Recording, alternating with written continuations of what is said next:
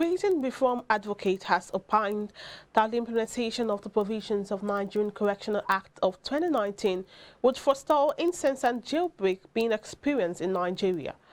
Dr. Uju Agomo, who was a guest on iBrandTV breakfast show Daybreak, pointed those correctional facilities are overpopulated with inmates who have not been convicted. The truth of it is that I was listening to you. Basically, what came to my mind is something my husband always says. He says that the definition of a madness is when you keep doing something and you expect a different result, then something is wrong. So again and again and again, we have said it, our criminal justice system is not helping us the way it is. You cannot have a system where over 70% of the persons who you have in custody are persons who have not been convicted.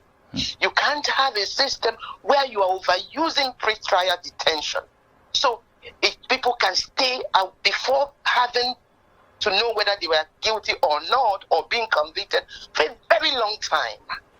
If you look at the Nigerian Correctional Service Act of 2019, that was a very beautiful piece of legislation that I believe that God gave Nigerians, because it was so good in terms of the content and the solution to help us address this matter.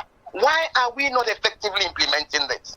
If you look into that Act of 2019, you will see clearly the steps that should help us reduce the number of persons we have in custody. Many of our custodial facilities, especially in urban areas, are overcrowded. How can you administer justice the way this is happening? As a matter of fact, I think what we must see is that we should see this as a state of emergency. We need to see that in a state of emergency within our criminal justice system. We can't continue as usual. Otherwise, what you are seeing will continue to happen. In the Nigerian Correctional Service Act of 2019, it mentions the kind of things you need to have in terms of equipping the facilities in terms of security. Go and look at those provisions. Have they been done? Go and look at the provisions in terms of non-custodial measures. That is not happening because adequate funding have not been given to that.